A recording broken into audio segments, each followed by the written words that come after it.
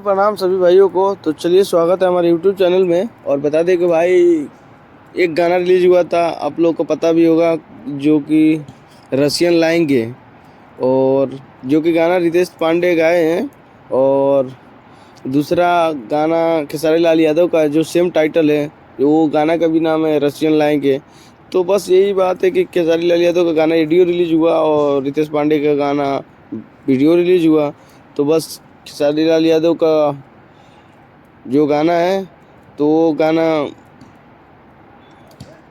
के बारे में रितेश पांडे बोल रहे हैं कि रसियन लोग बोलते हैं लाएंगे, तब तक हम ला कर नचा भी दिए, जो कि इस गाने से काफ़ी दुखी है। और 2 बार लाइव आए और दोनों बार लाइव में बिना नाम लिए, बिना कुछ लिए, कुछ बातें बोल जाते हैं, जो कि हम लोग का कुछ पार्टी में मालूम पड़ जाता है कि क्या बात है। और बस भाई ये गाना सिस्टम एक थोड़ा बार विवादित के चक्कर लंदन में से चला, अभी रसिया से चलेगा, रुके हैं रितेश आगे पांडे। देखते जाइए। तो